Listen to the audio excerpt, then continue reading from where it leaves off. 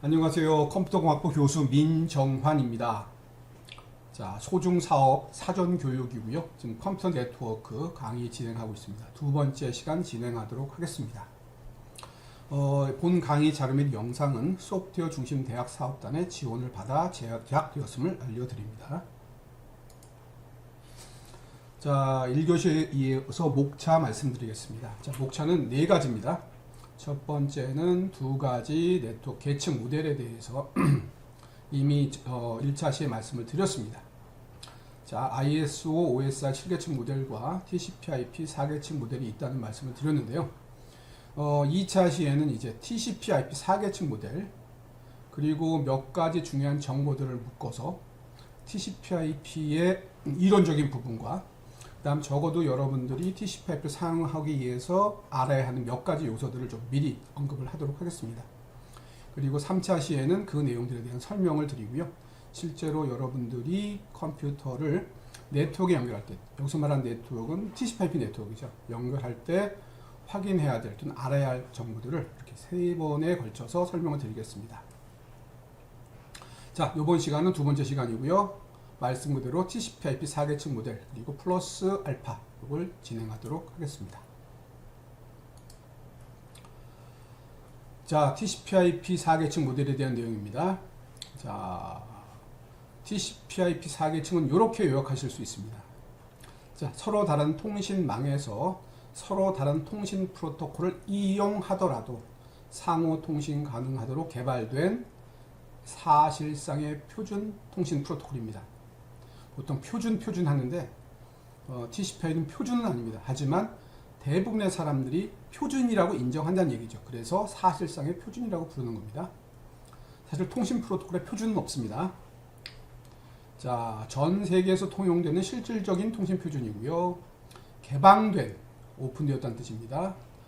여기서 말한 개방되었다는 것은 소프트웨어 통신 규격이 문서화되어 있다는 뜻이고요. 그 다음 공개되었다는 것을 의미합니다. 그래서 누구나 다 그 문서를 볼 수 있고 그 문서에 따라서 구현이 가능한 것을 의미합니다.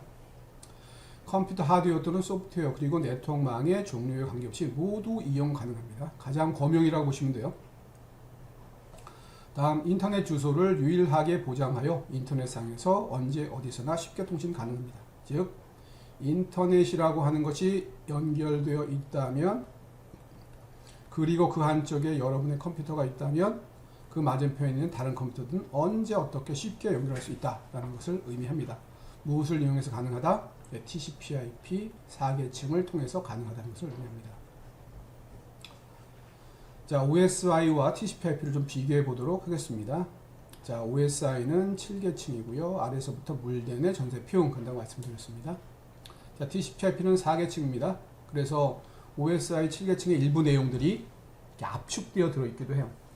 그렇다고 자 볼게요. 응용계층은 OSI의 3개 위를 이렇게 묶어서 볼 수 있는데 그럼 두 개가 완벽하게 호환되느냐? 그건 아닙니다. 그냥 개념상으로 이렇게 묶었다고 보시면 되고요. 제일 위를 응용이라고 합니다. 그 다음 밑에 있는 전송계층은 명칭이 같고요. 그렇다고 기능이 같은 건 아닙니다. 다음에 네트워크 계층은 이건 인터넷 계층이라고 불러요. 그리고 OSI 아래쪽 두 계층을 데이터 링크하고 물리라고 부르는데 이걸 TCP/IP에서는 네트워크 인터페이스 계층이라고 부릅니다.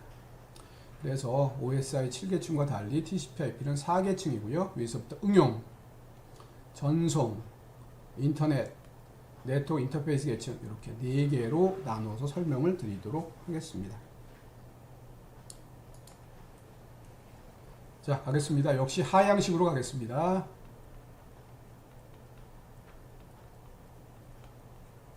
자, 제일 먼저 응용 계층 갑니다.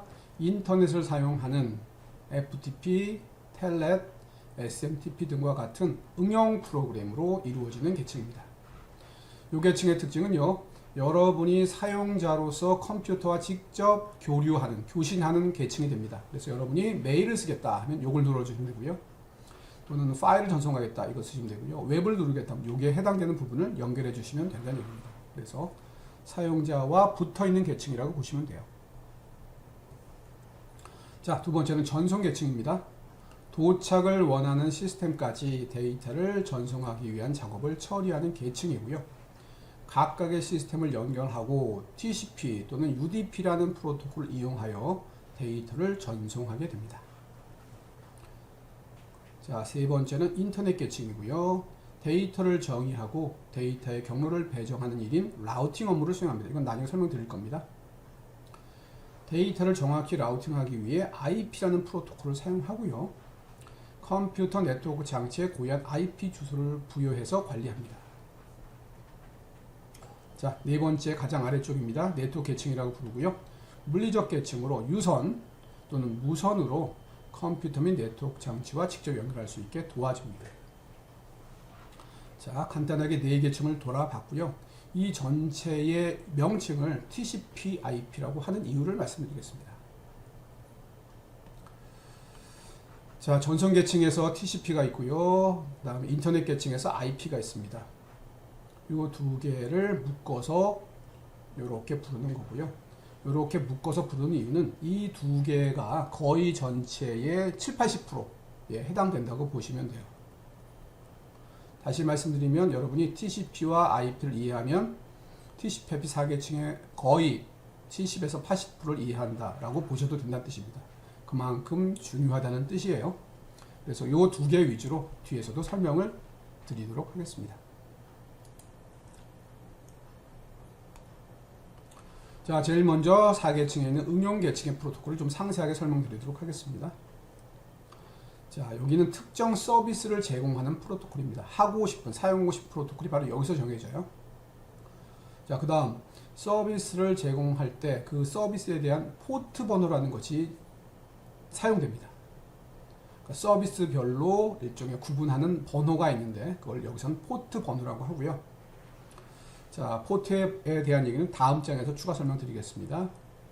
자, 그 다음 응용 계층 밑에는 전송 계층으로 TCP 또는 UDP가 있는데요. 이 두 개는 굉장히 성격이 다릅니다. 그래서 어떨 때는 TCP를 쓰는 응용 계층, 어떨 때는 UDP를 쓰는 응용 계층으로 나눠집니다. 이 두 개를 먼저 정확히 이해하셔야 응용 계층을 이해하실 수가 있는데 이 뒷부분은 조금 뒤에 전송 계층에서 상세 설명드리겠습니다. 자, 일상적으로 많이 사용하는 응용 계층의 프로토콜과 기능을 설명드려야 되겠죠. 그 다음 그 프로토콜에 부여된 포트 번호를 한꺼번에 말씀드리도록 하겠습니다. 여기서는 총 대략 한 10종 정도를 말씀드린 것 같은데 요건 죄송하지만 여러분들 명칭 기억하셔야 되고요. 두 번째 포트 번호 기억하셔야 되고요. 그 다음 기능 기억하셔야 됩니다. 이건 무조건 외우셔야 됩니다. 자, 위에서부터 가겠습니다. 1번 HTTP라고 하는 것이고요. Hypertext Transfer Protocol이고요. 웹 서버와 웹 브라우저 간의 웹 페이지 같은 하이퍼텍스트를 문서 교환하는 프로토콜입니다. 다시 웹을 사용하려면 HTTP를 쓰지 않을 수 없다라는 얘기를 하는 겁니다. 자, 그 다음 그 밑에 HTTPS라는 게 나오는데요. 여기 S는 앞에 있는 HTTP에 추가된 단어가 하나 더 있는데 요거는요. HTTP의 보안 프로토콜을 추가해서 데이터를 암호화하여 통신하는 프로토콜입니다. 다시 말하면 HTTP는 암호화가 되지 않습니다.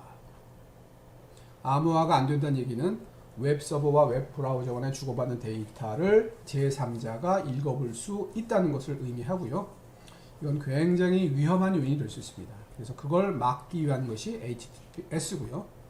그때 사용하는 보안 프로토콜이 SSL TLS라고 하는 것이 따로 존재합니다. 자, 그리고 HTTPS는 번호를 443번을 씁니다. 자, 다음에 파일 전송이라는 거 가겠습니다. 파일을 상대방으로 전송하는 것을 파일 트랜스퍼 프로토콜이라고 하고요. 그때는 FTP라는 프로토콜을 씁니다. 이 프로토콜은 특이하게 포트를 두 개를 할당 받습니다. 20번, 21번. 자, 네트워크를 통해 파일을 전송할 수 있습니다. 자, 다음 메일과 관련된 세 개의 프로토콜 한꺼번에 말씀드릴게요. 첫 번째는 SMTP, Simple Mail Transfer Protocol이라고 부르고요. 이메일을 주고받을 수 있는 프로토콜입니다. 25번이고요. 자, 그 다음 SMTP를 도와주는 프로토콜인데 SMTP는 보통 서버들 간의 데이터를 주고받을 때 씁니다. 그러면 일반 사용자는 서버를 사용하지 않죠. 보통 에이전트라는 걸 쓰게 되는데 그걸 이메일 클라이언트라고 불러요. 이메일 클라이언트가 서버에 접속해서 데이터를 올리거나 내리거나 할 때 쓰는 POP3나 IMAP이라는 것이 따로 존재합니다. 그래서 세 가지를 묶어서 메일 프로토콜이라고 하고요. 포트 번호는 각각 25, 110, 140 이렇게 구분해서 씁니다. 자, 다음은 DNS 갈게요. 도메인 이름을 IP 주소로 변환한다는 얘기인데 도메인 이름은 대표적인 게 우리 학교의 도메인 이름이죠. www.tukorea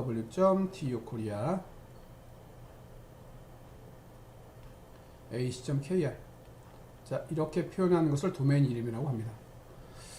자, 이렇게 되면 좋은 점이 사람들이 기억을 하기가 좋죠. 하지만 이 이름으로는 실제 교신이 이루어질 수 없습니다. 실제 교신하려면 IP 주소로 변환이 되어야 해요.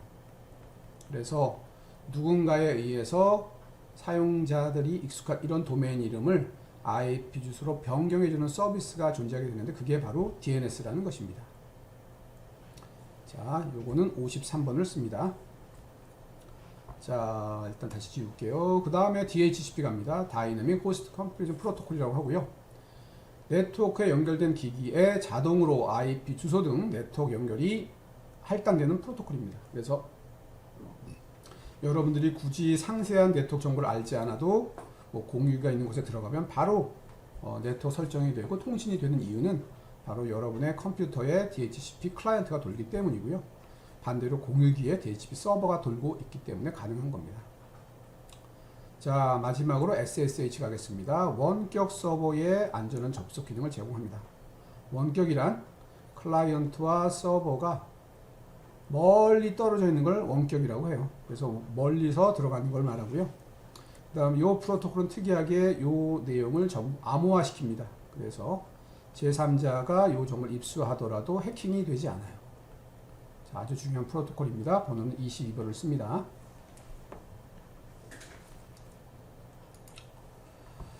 자, 이어서 포트 번호 얘기를 말씀드리도록 하겠습니다.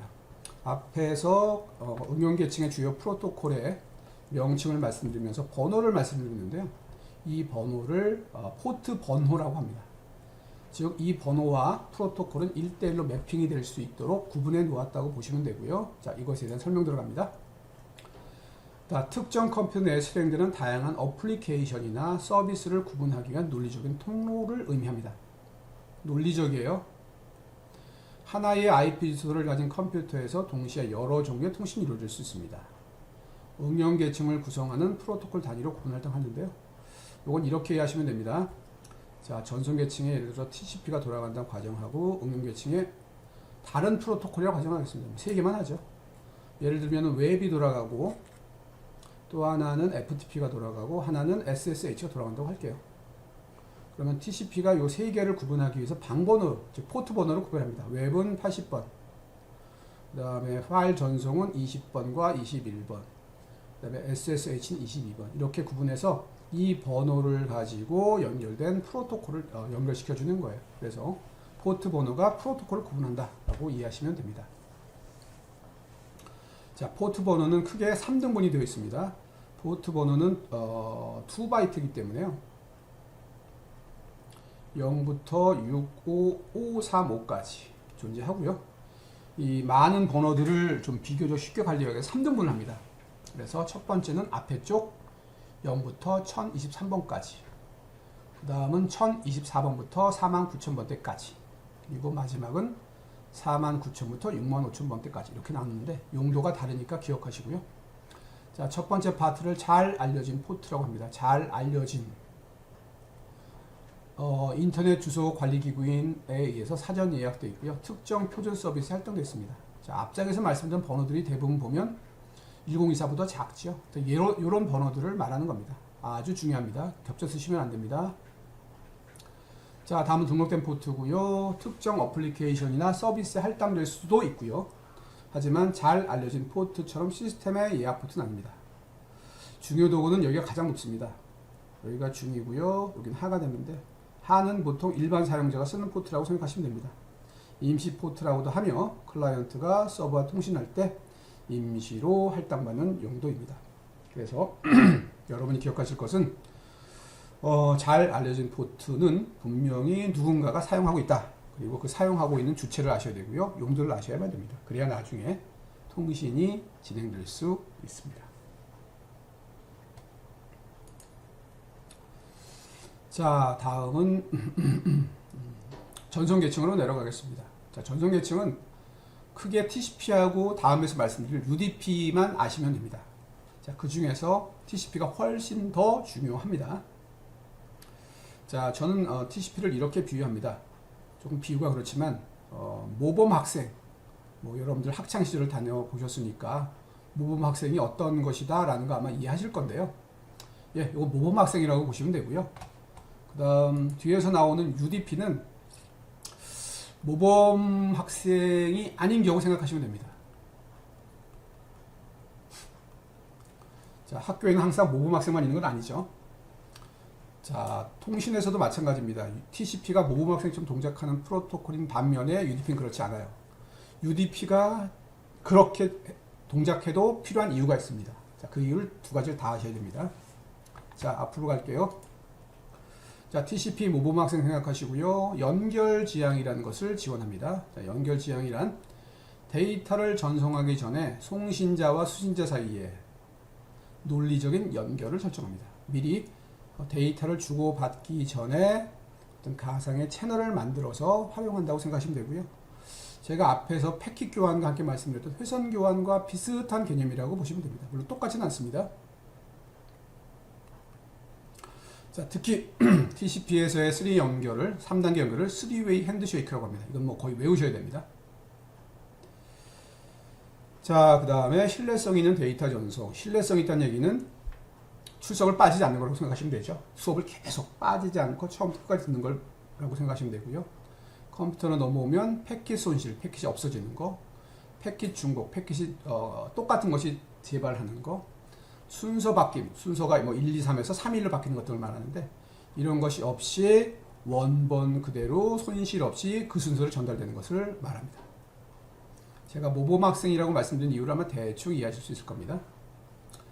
다음 흐름 제어 갈게요. 흐름 제어란 수신자가 처리할 수 있는 만큼만 데이터를 보내어 버퍼 오버플로를 방지합니다. 자, 흐름 제어는 이런 뜻이에요. 하나는 물을 담은 주전자가 있다고 가정하시고요. 그 다음 물을 받을 컵이 있다고 생각합시다. 대부분 주전자는 크죠. 컵은 작습니다. 그러면 주전자로 컵에 물을 따를 때 함부로 따르지 않죠. 컵에 물이 차는 양을 봐가면서 속도 조절을 하죠. 그리고 꽉 차면 주전자에서 물 붓는 걸 중단합니다. 자, 이렇게 데이터의 흐름을 받는 쪽 중심으로 통제하는 것을 흐름 제어라고 해요. 자, 다음 혼잡 제어입니다. 네트워크 혼잡 상태를 감지하고 데이터 전송 속도를 조절해서 네트워크 성능 저하를 예방하는 건데 요건 이런 뜻으로 이해하시면 됩니다. 자, 예를 들어서 여러분이 서울에서 출발해서 부산까지 고속도로로 간다고 가정합시다. 자, 근데 고속도로가 텅텅 비었어요. 그럼 여러분 서울에서 부산까지 그냥 달리면 되죠. 그러면 이럴 때는 혼잡 제어를 할 필요가 없습니다. 자, 하지만 고속도로가 꽉 막혔다고 가정합시다. 그러면 여러분들이 상당한 시간을 소비하셔야 되죠. 자, 여기서 말하는 혼잡 제어란 고속도로가 막혔을 때는 가지 않고 텅 비었을 때는 가서 어쨌든 서울에서 부산까지 가긴 가지만 그 시간을 최소화 사용하도록 통제하는 것을 혼잡 제어라고 해요. 이것도 역시 신뢰성 있는 데이터 전송과 관련이 있습니다. 자, 다음은 전송 계층인 TCP와 관련된 프로토콜들입니다. 자, 웹이고요. 웹, 이건 앞에서 말씀드렸습니다. 파일 전송 아까 말씀드렸고요. 이메일, 예, 다 중요합니다. 원격 접속도 마찬가지입니다. 자, 이런 프로토콜의 특징은 데이터가 손실되거나 하면 안 되기 때문에 신뢰성이 중요한 TCP를 쓰는 거예요. 자, 다음은 모범 학생이 아니라고 볼 수 있는 UDP입니다. 자, 특징을 볼게요. 빠른 속도에 초점을 맞춘 비연결형 프로토콜입니다. 연결이 없어요. 연결하지 않고 데이터를 보내니까 속도가 빠릅니다. 반대로 TCP는 연결을 하게 되면 속도가 느려요. 그 다음 연결이 필요 없으니까 데이터를 즉시 전송할 수 있습니다. 다 속도 얘기죠. 자, 특징 갑니다. 빠른 속도 말씀드렸고요. 비신뢰성, 그리고 낮은 오버헤드. 자, 오버헤드란 데이터를 보내기 위해서 해야 될 여러 가지 부가 작업을 말하는데 신뢰성 있게 하려면 할 일이 많아요. 하지만 신뢰성을 포기하면 할 일이 줄어듭니다. 그래서 이걸 낮은 오버헤드라고 하는 겁니다. 자, 그래서 어디다 써요? 실시간성 또는 속도가 중요한데, 그 다음에 온라인 게임 같이 몇 개가 유출되어도 지장이 없으면서 낮은 지연 시간이 중요한 거, 그 다음에 실시간 스트리밍, 그리고 음성통화 같이 특화된 목적으로는 UDP가 사용됩니다. 자, 주요 프로토콜 볼게요. DNS 말씀드렸고요. DHCP도 앞서 말씀드렸습니다. SNMP라는 것도 있고요. 여기서는 신뢰성은 중요하지 않지만 짧은 메시지를 빠르게 전송할 때 필요하기 때문에 UDP를 사용했었습니다. 자, 이제 가장 아래쪽 4계층 갈게요. 아닙니다. 3계층이네요. 제가 착각했습니다. 자, 네트워크 계층이라고도 해요. 여러 네트워크에 걸쳐 데이터를 전송하는 핵심적인 역할을 수행합니다. 컴퓨터 간에 전송을 하게 되는 계층이에요. 자, 여기서 4가지 기능을 아셔야 됩니다. 다 중요합니다. 첫 번째, 논리적인 주소를 지정합니다. IP라는 주소를 사용해서 네트워크상의 각 장치를 식별하고요. 계층적인 구조로서 주소를 분리하고 패킷이 목적지까지 찾아갈 수 있도록 지원해 줍니다. IP 주소라는 것을 가지고 경로를 설정하고 목적지를 설정할 수 있어요. 자, 다음은 패킷합니다. 인터넷은 패킷 회선 방식을, 패킷 교환 방식을 쓴다고 말씀드렸는데 패킷으로 만드는 계층이 사실은 인터넷 계층입니다. 자, 전송 계층으로부터 받은 메시지인 데이터를 IP라는 패킷 단위로 캡슐화해요. 캡슐화란 비율을 들어볼게요. 하나의 메시지가 있다 가정하겠습니다. 너무 길어요. 그래서 둘로 나눕니다. 1번, 2번. 1번을 가지고 오고 2번을 내려옵니다. 그 다음 앞에다가 주요 주소를 추가해요. 그래서 1번과 2번을 따로 보냅니다. 요거를 캡슐화라고 합니다. 이렇게 앞에 씌우는 것을. 다음 패킷 전달 및 라우팅입니다. 각각의 분리된 패킷을 중간에 있는 네트워크 장치를 경유해서 목적지까지 가게 하는 것을 말합니다. 송신 측에서 수신 측까지 패킷을 전달하도록 경로를 설정해요. 경로란 패킷이 흘러가야 되는 길을 말합니다. 그러니까 패킷이 목적지까지 갈 수 있는 여러 개의 길이 있는데 그 중에서 비교적 효율적이라고 판단되는 길들을 미리 설정해 놓고 그 길대로 흘러가도록 하는 것을 말합니다. 자, 가장 효율적인 경로를 통해 패킷을 전송하는데 이런 기능을 특별하게 라우팅 기능이라고 합니다. 또는 루팅이라고도 해요. 라우팅. 자, 다음 단편화와 재조립. 네트워크 환경에 따라 패킷의 크기를 조절. 자, 자르는 걸 단편화라고 해요. 이렇게 가는 걸 단편화라고 합니다. 그 다음 수신 측에서 이걸 다시 하나로 합쳐요. 이걸 재조립이라고 합니다. 자, 이렇게 하는 이유는 보내야 될 데이터의 죄송합니다. 보내야 될 메시지는 길고 그 다음 컴퓨터에서 흘러가는 경로는 좁기 때문에 그 좁은 경로에 맞게 잘라줄 필요가 있어서 그 좁은 단위를 패킷 그리고 좁게 만들 수 있도록 자르는 것을 단편화, 그 다음에 잘라진 것을 하나로 모으는 것을 재조립, 이런 과정이 일어나는데 그것이 바로 IP 계층에서 일어나요. 자, 중요한 역할 4가지 말씀드렸습니다. 자, 대표적인 IP의 3가지 프로토콜을 보도록 하겠습니다. 자, 여기서 이미 다 나와 있네요. 제일 중요한 건 IP입니다. 제일 중요하고요. 그 다음 IP를 도와주는 ICMP도 중요하고요. 그리고 IP가 또 동작하게 되는 환경에서 ARP라는 것도 필요합니다. 다 중요해요. 자, 가겠습니다. IP고요. 인터넷 계층의 핵심적인 프로토콜로 데이터 패킷의 주소 지정 그리고 라우팅을 담당합니다. 앞에서 말씀드렸던 이 기능을 수행하는 계층이 바로 IP 프로토콜이라고 보시면 돼요. 자, 비연결성 있습니다. IP는 UDP하고 굉장히 유사해요. TCP하고는 전혀 다릅니다. 자, 비연결 서비스로서 TCP와 달리 연결 설정 없이 데이터를 전송하고요. 그 다음에 신뢰성보다는 여기는 효율적에 중점을 두고 있습니다.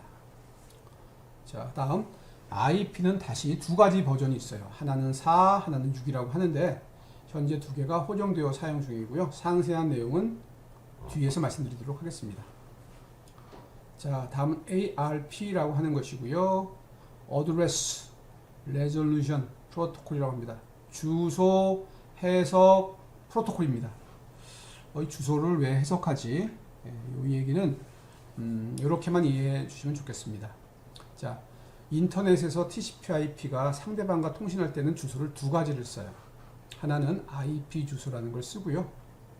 하나는 여기서 언급하겠지만 MAC 주소라는 걸 씁니다. 이 두 개를 결합해서 어떤 목적지 지정을 할 때 필요합니다. 그래서 두 개를 결합해서 써요. IP 주소는 말 그대로 컴퓨터에 부여되는 고유 주소입니다. 컴퓨터마다입니다. MAC 주소는 컴퓨터에 부여되는 게 아니라 컴퓨터에서 네트워크를 연결하는 네트워크 연결 장치라고 하는 게 있는데요. 여기에 부여되는 장치 번호입니다. 일종의 일련 번호라고 보시면 돼요. 그래서 요걸 가지고 장치를 구별하게 되는데 ARP라고 하는 것은 IP 주소를 MAC 주소로 반대로 MAC 주소를 ARP 프로토콜 통해서 IP 주소로 바꿔주게 되는데 그렇게 해야만 통신이 됩니다. 그래서 ARP가 존재하게 되는 거예요. 자, 동일한 로컬 네트워크에서 장치들이 서로 통신하기 위해 상대방의 MAC 주소를 알아내야 할 때 사용됩니다. 이건 상세한 말씀을 아마 여기서는 안 드려도 될 것 같아요. 이건 TCP/IP 아래에서 자동적으로 돌아간다라고 생각하시면 됩니다. 자, 그 다음 세 번째는 ICMP인데 이건 아셔야 됩니다. 인터넷 컨트롤 메시지 프로토콜이고요. 주로 오류 보고 및 제어 등에 활용됩니다. IP에 그런 기능이 없어요. 보안 차원에서 추가된 프로토콜이고요. IP 통신 중에 발생한 오류 상황 몇 가지가 있습니다. 목적지 도달 불가, 시간 초과 등을 보고하고 네트워크 상태를 진단하는 데 사용됩니다.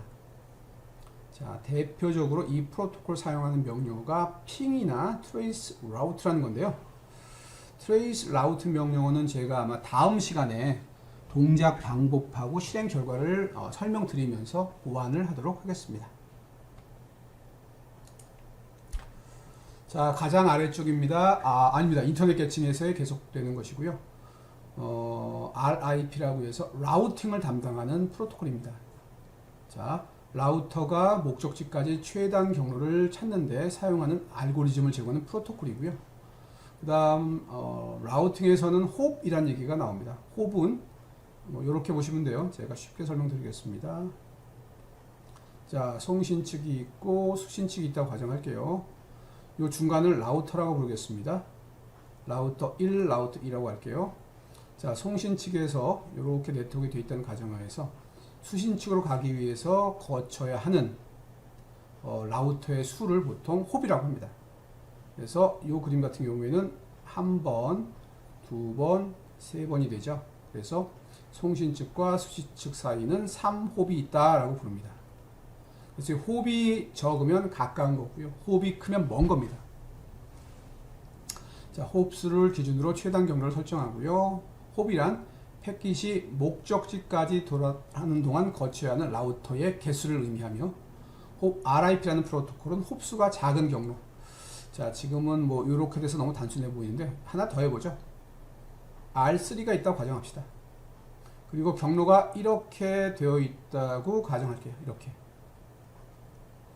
그러면 RIP 프로토콜은 R1, R2를 거쳐서 수신지까지 가면 세 번을 거치게 되지만 R3를 거치게 되면 한 번, 두 번에 가죠. 이러면 두 번에 끝나니까 송신 측은 아래쪽이 아닌 위를 택한다. 그래서 홉을 가지고 경로를 결정한다 라고 생각하시면 됩니다.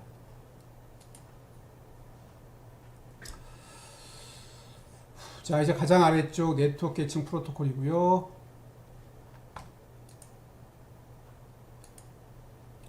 자, 네트워크 계층은 직접 송신 측, 수신 측 컴퓨터가 있을 때 직접 어떤 네트워크 장치에서 연결되는 요 계층을 말합니다. 그래서 보내는 곳과 받는 장치들 간의 정보의 정확한 전송이 핵심이에요. 자, 노드 간 신뢰성 있는 데이터 전송을 담당하는 계층입니다. 보통 노드는 컴퓨터를 말하기도 하고요. 또 네트워크 장치를 말하기도 합니다. OSI 계층의 물리 계층과 데이터 링크의 계층을 묶어서 수행하고요. 알맞은 하드웨어로 데이터가 전달되도록 맥 주소를 처리합니다. 자, 여기서 맥 주소가 나와요. 두 장치 간의 맥 주소를 가지고 통신하게 됩니다.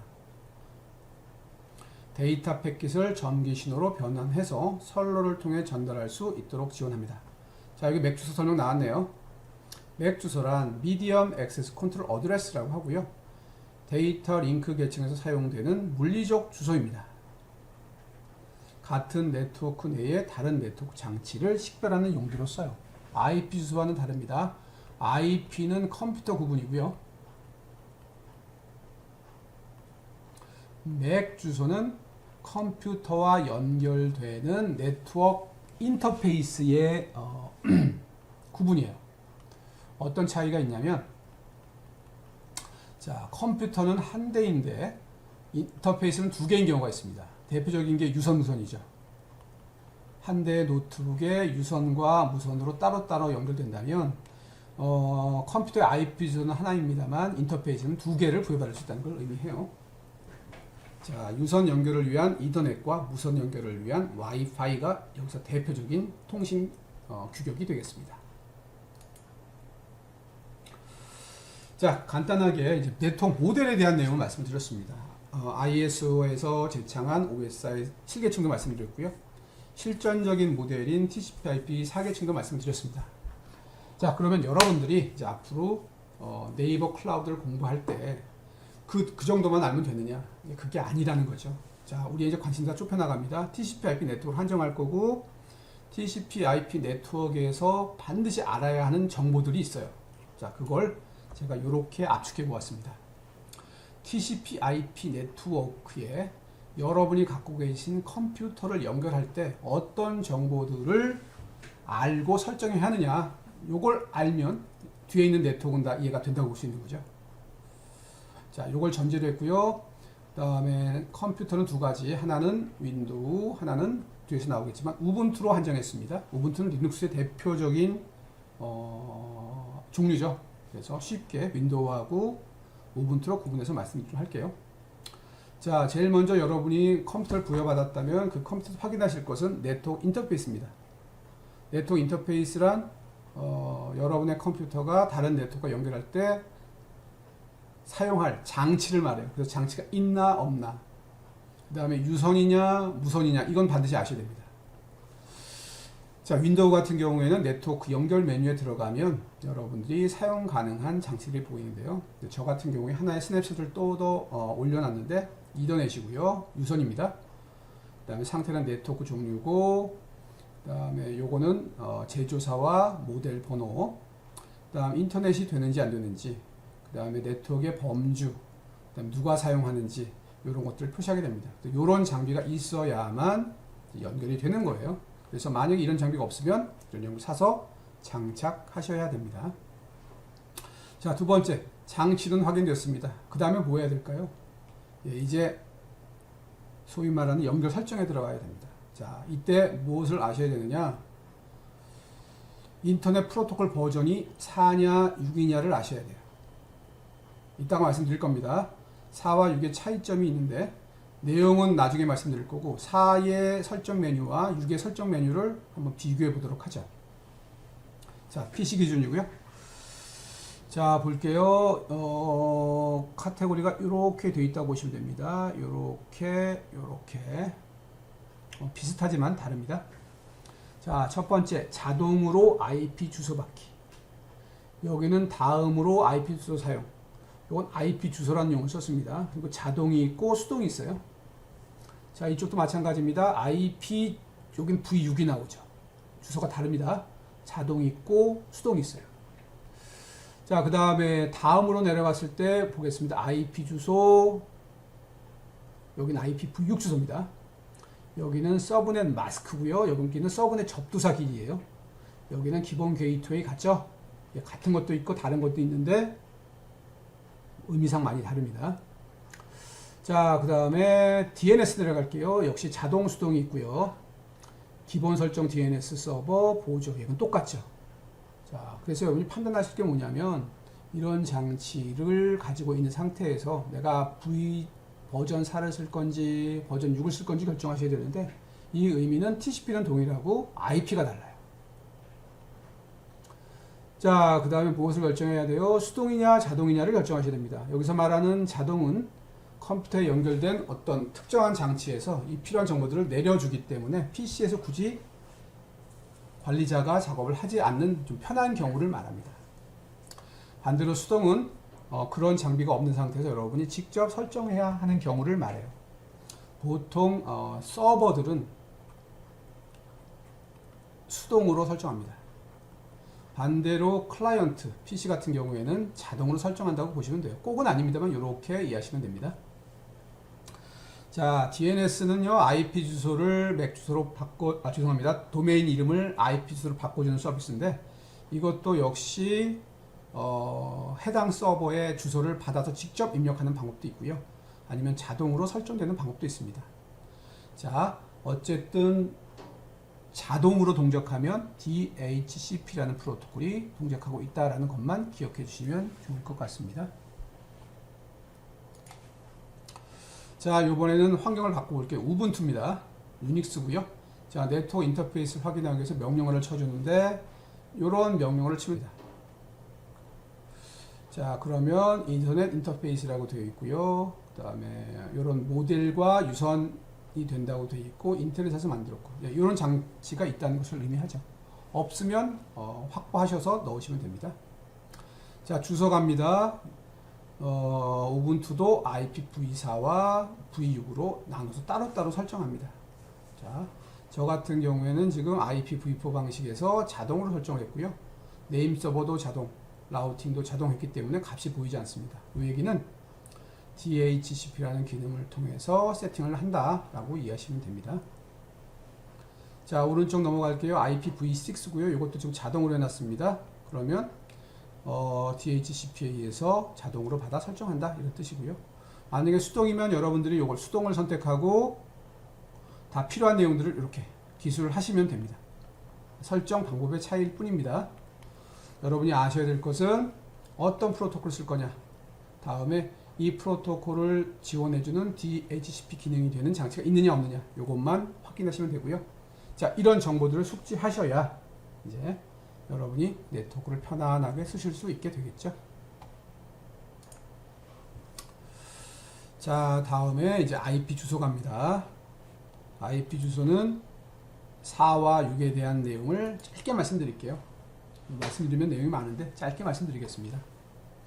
자, 인터넷 계층에 IP 프로토콜이 있고요. 거기에 IP 주소가 있습니다. 인터넷 프로토콜을 사용해서 상호 통신하는 컴퓨터 장치에 부여되는 고유한 숫자를 말하고요. 네트워크에서 특정 컴퓨터나 장치를 식별하고 통신 경로상에서 위치를 지정하게 됩니다. 자, 말씀드렸습니다. 자, 두 가지가 있다고 말씀드렸어요. 구형인 V4와 신형인 V6이 있습니다. 현재는 IPv4에서 V6으로 점차 넘어가고 있어요.